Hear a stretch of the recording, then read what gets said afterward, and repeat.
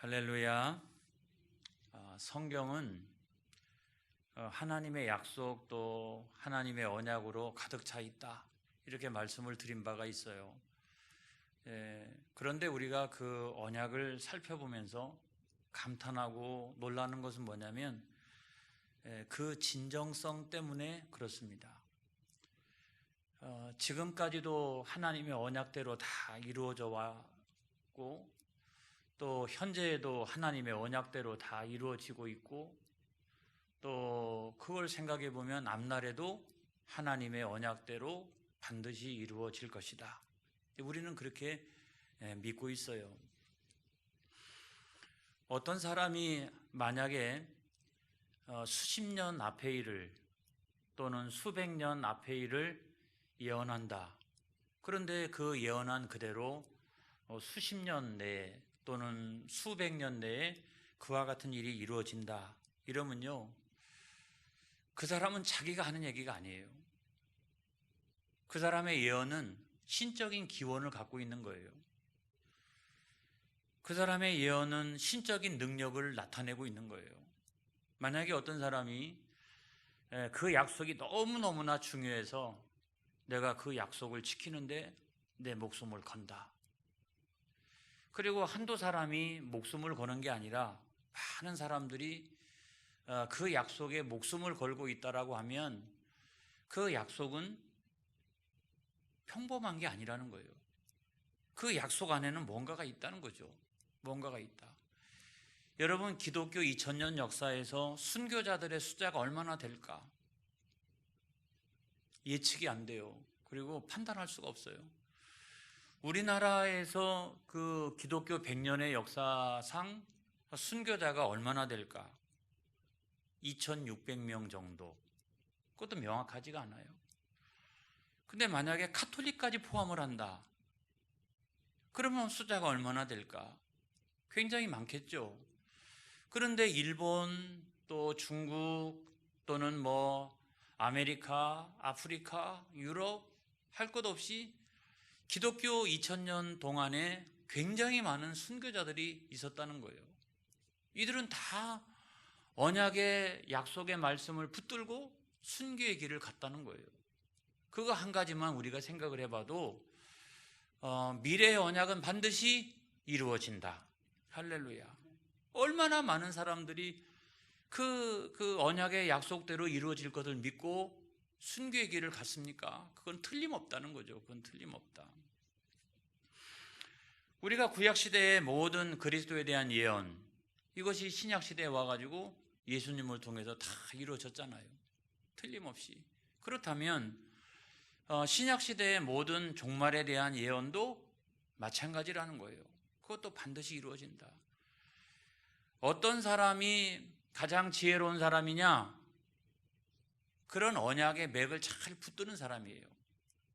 그 약속의 맥을 잘 짚는 사람이에요. 이런 사람이 놀라운 인생을 살아갈 가능성이 크다는 것이죠. 여러분, 우리가 예를 들어서 하나님께서 태초로부터 언약을 주셨어요. 족장시대도 언약을 주셨고요, 왕조시대 때도 언약을 주셨고요, 또 복음서 시대 때도 언약을 주셨어요. 그리고 종말에 대한 언약도 주셨고요, 또 천국과 영생에 대한 모든 언약도 우리에게 주셨어요. 여러분, 이것이 분명히 이루어질 것을 믿는 사람, 우리가 신앙생활을 열심히 하다가 나중에 임종하시는 분들의 공통점이 있어요. 처음에는 다 누구든지 살기를 바래요.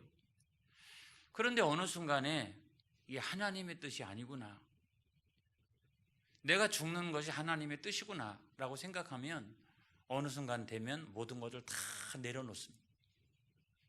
그리고 자기 주변을 정리하기 시작합니다.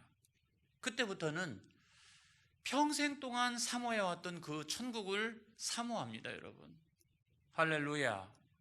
내가 왜 이렇게 됐나, 이게 아니라 그 마지막 순간에는 간절히 내가 평생 동안 사모해왔던 그 천국, 그 천국을 앙망하고 찬양하고 기력을 다하여 그 천국을 바라보게 됩니다.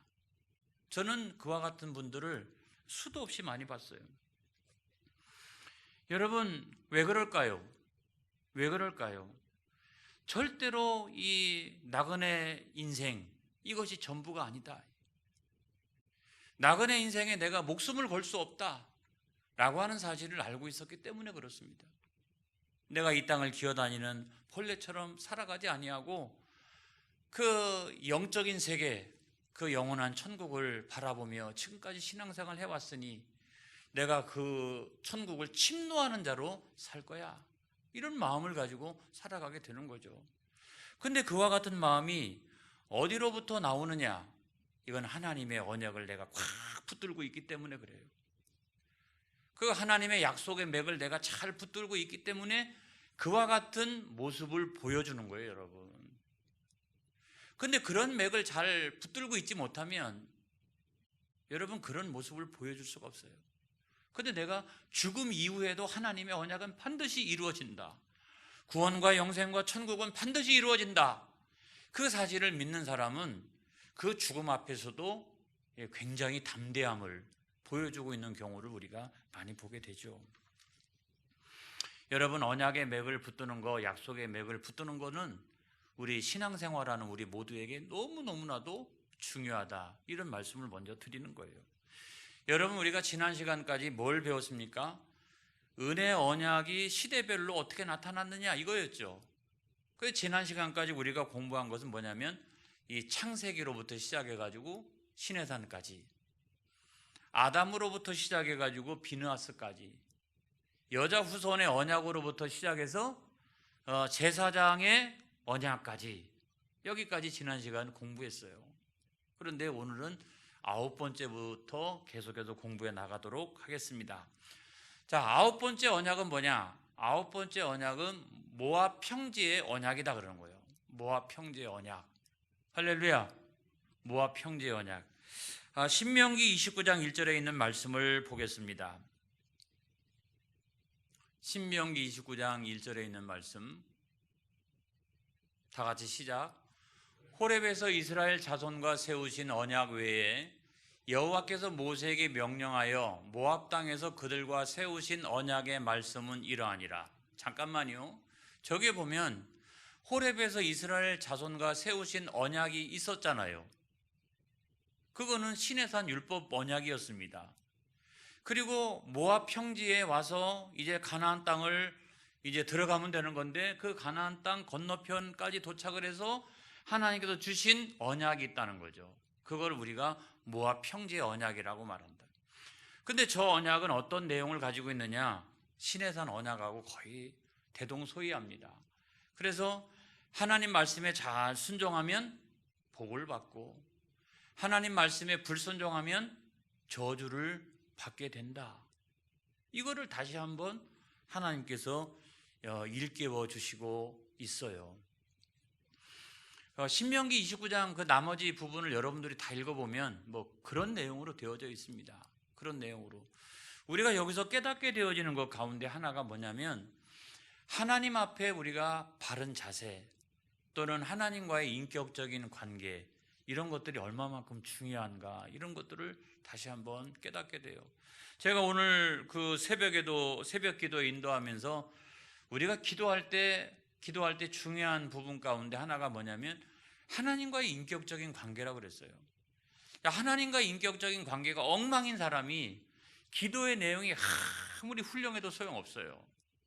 응답받지 못할 가능성이 큽니다. 그런데 우리가 언약 백성으로서 신앙생활 할 때도 이 순종이 굉장히 중요해요. 순종이. 내가 하나님과 나의 사이에 바른 관계가 형성되어져 있다, 내가 하나님 앞에서 바른 자세를 취하고 있다, 그거를 판단할 수 있는 그 기준이 뭐냐면 하나님 말씀에 대한 순종이에요. 이 하나님 말씀에 대한 순종이에요. 우리가 어떤 걸 가지고 그의 마음속에 품고 있는 생각이나 아니면 뭐 이런 걸 가지고 판단할 수 없잖아요. 근데 그 사람이 하나님 말씀에 잘 순종하고 있다라고 하면, 저 사람은 하나님과의 바른 관계가 있구나, 이게 하나님 앞에서 바른 자세가 있구나 라고 하는 것을 알 수가 있어요. 그래서 그 순종이라고 하는 것이 축복과 저주의 갈림길이에요, 여러분. 그 다음에 우리가 그 순종과 불순종 또는 축복과 저주, 그거를 통해서 알 수 있는 것이 뭐냐면 저 사람이 영벌인가 또는 영생인가, 그거는 사람이 미루어서 판단하기가 어려운 부분이지만, 그럼에도 불구하고 우리가 그것을 이제 판단할 수 있는 시금석이 뭐냐, 시금석이 뭐냐, 저 사람의 믿음이 온전한 믿음이냐, 하나님 앞에 온전하게 서 있느냐라고 하는 것을 판단할 수 있는, 또는 장차 영벌인가 영생인가 이것들을 판단할 수 있는 그런 시금석이 뭐냐, 그건 여러분 하나님의 말씀에 순종하는 태도를 보면 알 수가 있다는 거예요. 그만큼 이 순종이 중요해요. 자, 이렇게 생각해 보면 목사님 이거 뭐 은혜 언약이 아니라 이거는 행위 언약에 가까운데요? 그렇게 이야기할 수도 있어요. 하지만 여러분, 이것은 은혜 언약이에요. 왜 그러느냐? 자, 시내산에서 일단 율법 언약을 체결했잖아요. 그런데 말씀에 순종했어요?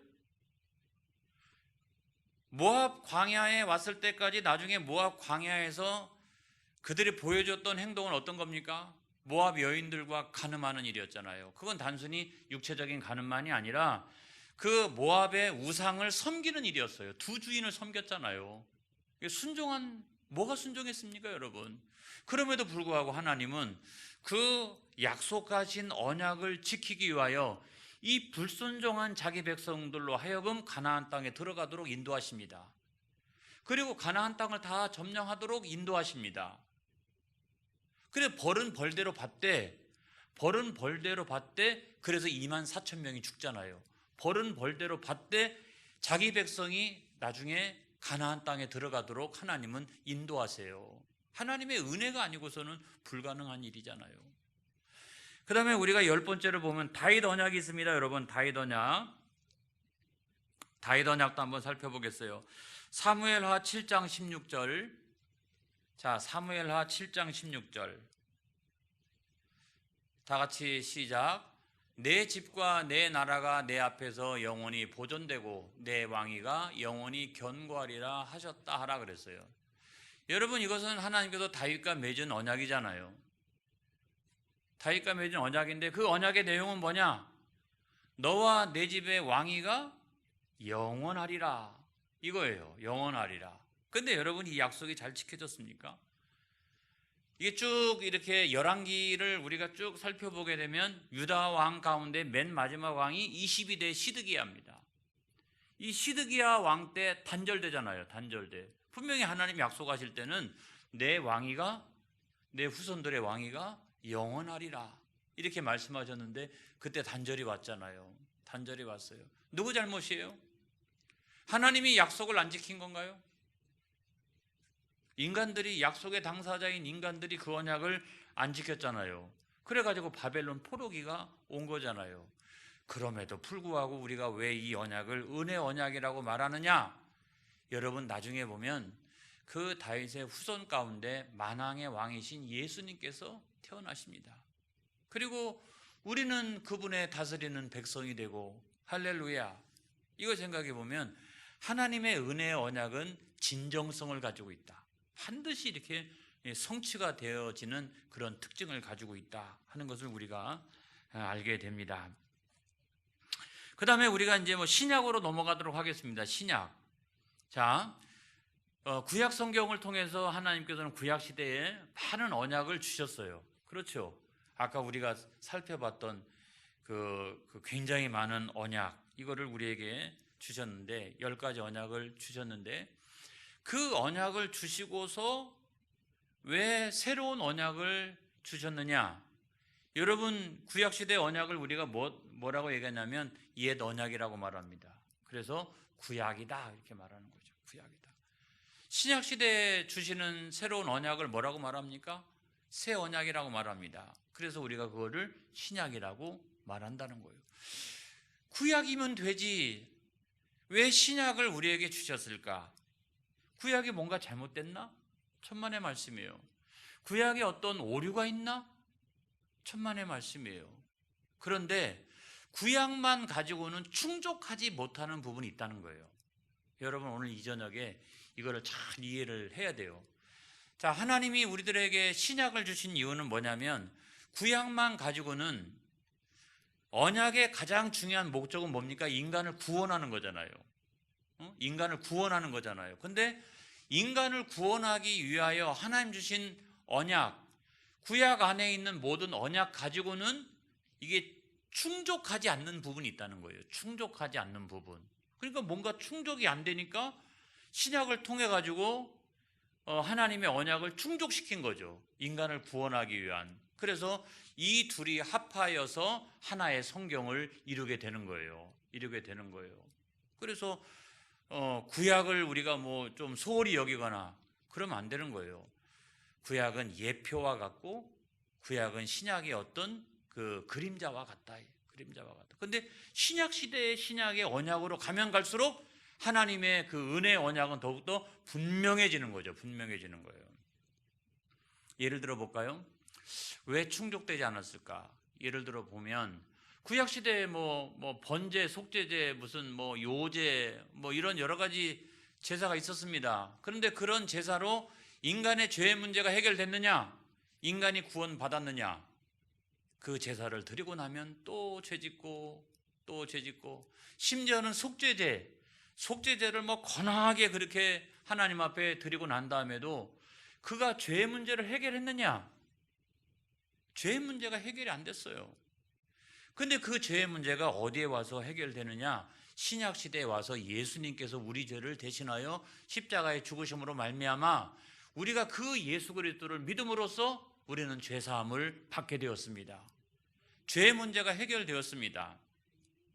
자, 이 둘의 관계를 생각해 보면 구약 시대의 동물 제사는 이 신약 시대의 그 피의 제사, 예수님의 피의 제사를 예표하는 거죠. 그렇죠? 예표하는 거예요. 이게 그런 연관성을 가지고 있는 거죠. 그 다음에 우리가 뭐 또 생각해 볼 수 있는 것이 있는데, 구약 시대의 그 그리스도에 대한 계시, 메시아에 대한 계시, 뭐 창세기 뭐 3장 15절에 있는 말씀에도 있고, 그 다음에 뭐 이사야서에도 있고, 여러 그 예언서에도 있지 않습니까? 그 메시아에 대한 예언들이. 근데 그 메시아에 대한 구약 시대의 모든 예언들을 이렇게 보면은 이게 그림자 같아요. 그렇죠?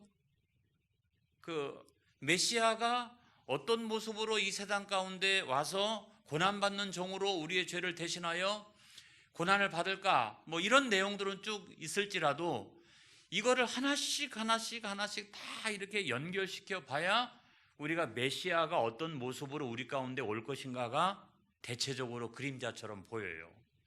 근데 신약의 계시는 명쾌하죠. 그렇죠?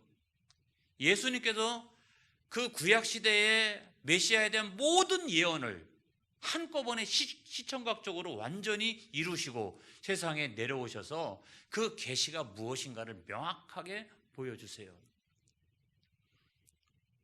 그리고 또 그 성령의 역사죠. 여러분, 성령님은 남녀노소 빈부귀천 시대와 역사를 초월해가지고 하나님의 구속의 언약을 관철시키잖아요. 이렇게 적용하잖아요. 그렇죠? 다 이렇게 적용하잖아요. 그런데 구약시대 때는 생각해 보세요. 구약시대 때 성령의 충만함을 받았다라고 하는 사람들은 이게 손에 이렇게 우리가 제한적이에요. 근데 신약시대에 와가지고는 어떻습니까? 마가다락방에서 간절히 이렇게 기도하고 있었던 모든 사람들에게 성령이 충만하게 내주하시고 또한 교통하시고 또한 충만하게 역사하셨잖아요. 할렐루야.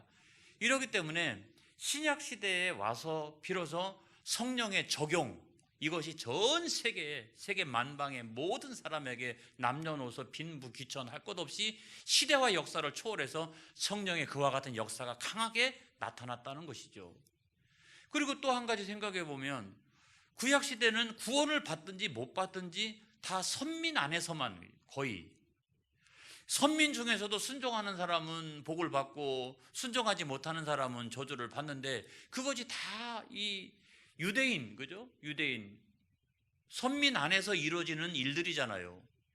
그러니까 이 구약 안에 있는 이 언약, 이거는 인간의 어떤 구원을 향하여 어떤 부분이 제한적이고 충족하지 못한 그런 부분이 있다. 그렇기 때문에 하나님께서 새 언약, 하나님께서 신약을 우리 가운데 주셨다는 거죠.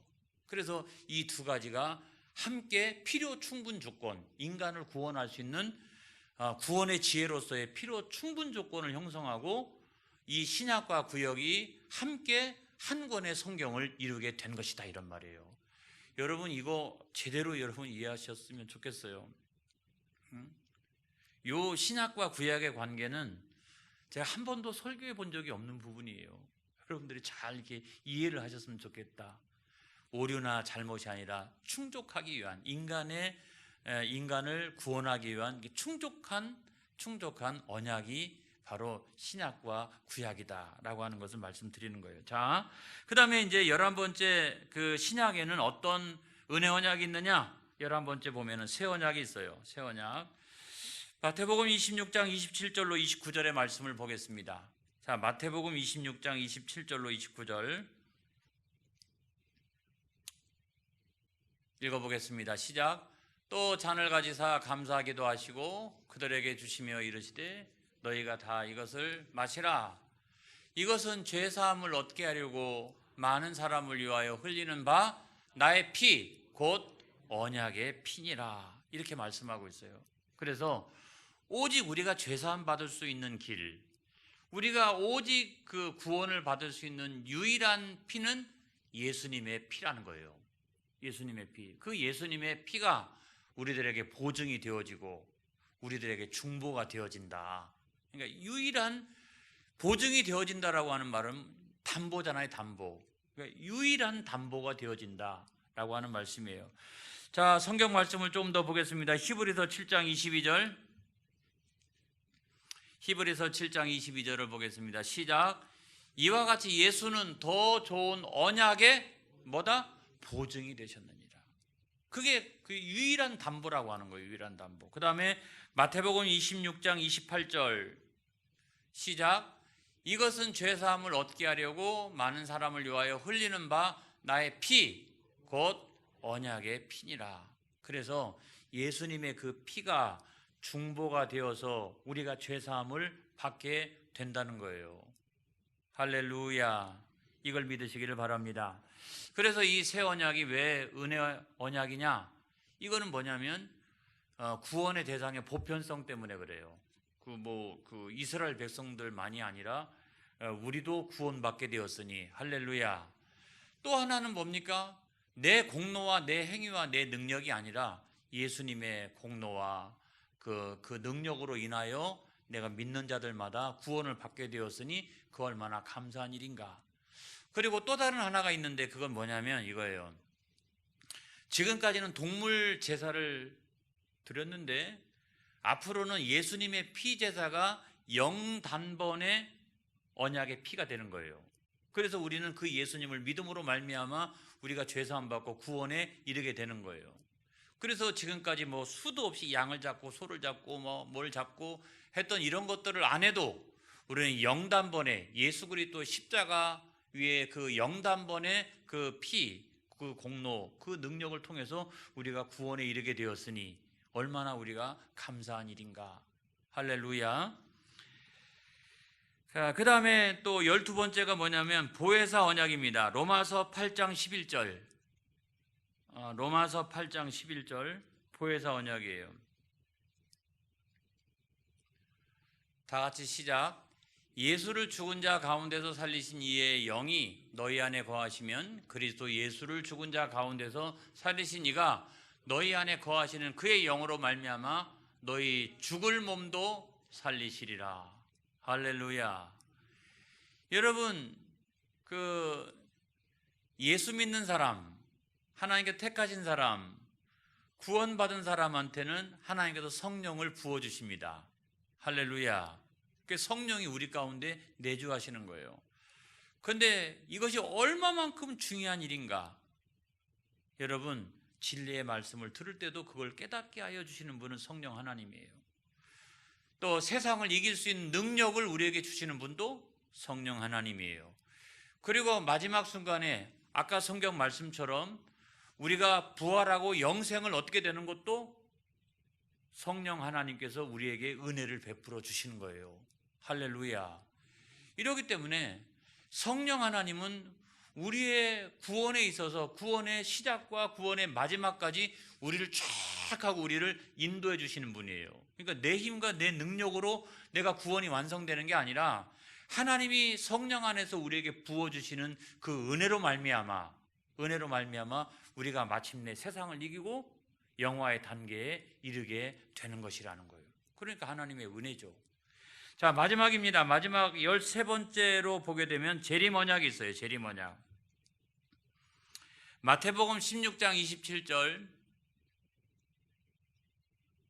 다 같이 시작. 인자가 아버지의 영광으로 그의 천사들과 함께 오리니 그때에 각 사람이 행한 대로 갚으리라. 이렇게 말씀하고 있잖아요. 자, 재림의 언약이 있는데 예수님께서 재림하시면 어떻게 합니까? 원수마귀는 붙들어다가 지옥의 불못에다가 던지게 되고, 또 하나님의 사랑하시는 백성들은 또 인쳐주시고, 그리고 심판주로 내려오셔서 영벌과 영생으로 나누시고. 할렐루야. 여러분, 이걸 우리가 생각해 보면 예수님의 재림을 통해서 구원은 완성되어지는 거예요. 내가 사탄 마귀를 붙들어다가 지옥에다 던지는 것도 아니고, 또 우리가 구원이 완성되어지는 것도 내 공로와 능력과 이런 것으로 이루어지는 것도 아니고, 그건 오직 하나님의 은혜라는 거예요. 하나님의 은혜. 그래서 여러분, 예수님의 재림 언약도 우리가 하나님의 은혜 언약에 속하는 것이다 라고 하는 말씀을 드리는 거예요. 자, 지난 시간에 이어서 여기까지 말씀을 드립니다. 여러분, 우리가 마지막으로 인간론을 공부하면서 우리가 깨닫게 되어지는 것이 뭐냐? 하나님의 은혜 언약이 태초로부터 시작해서 재림할 때까지, 재림 언약까지 쭉 이렇게 이어지고 있잖아요. 그런데 여러분, 그것이 보편적인 온 인류를 향하여 하신 것이 아니라 그 적용의 대상이 누구냐면 하나님이 택하신 자, 하나님께서 구원하시는 자, 여기에게 이제 초점이 맞춰져 있다는 거예요. 그래서 여러분, 우리 각자가 또는 우리 각자에게 하나님의 은혜가 아주 강물처럼 흐르고 있고, 하나님의 은혜의 언약이 성령 안에서 오늘 나에게 적용되어지고 있고, 또 성령 하나님께서 강하게 역사하셔서 내가 나중에 부활과 영생과 천국에 들어갈 때까지 성령 하나님이 영원토록 내 안에서 역사하신다. 이걸 여러분 믿으시기를 바랍니다. 할렐루야. 기도하겠습니다.